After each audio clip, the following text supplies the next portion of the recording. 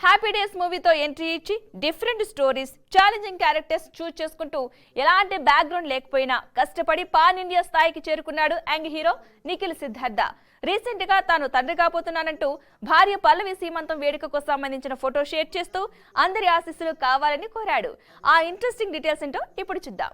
నలుగురు కాలేజ్ కుర్రాళ్లలో ఒకటిగా happy days మూవీతో ఇంట్రడ్యూస్ అయిన నిఖిల్ ఒక్కడే ఆ సినిమాతో ఎంట్రీ ఇచ్చిన హీరోల్లో ఇండస్ట్రీలో నిలదొక్కున్నాడు.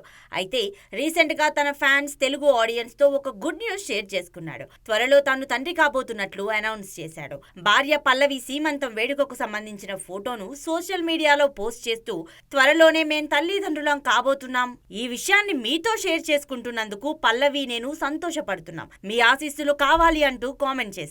దీంతో సెలబ్రిటీలు నెటిజన్లు నిఖిల్ దంపతులకు విషెస్ తెలియజేస్తున్నారు. 2020లో ఫ్యామిలీ దగ్గర బంధువుల సమక్షంలో తను ప్రేమించిన డాక్టర్ పల్లవి వర్మను పెళ్లాడాడు నిఖిల్. ఇటీవల కార్తికేయ 2తో బాలీవుడ్ లోనూ సత్తా చాటాడు నిఖిల్. తన కెరీర్ లో బిగ్గెస్ట్ హిట్ గా నిలిచింది మూవీ.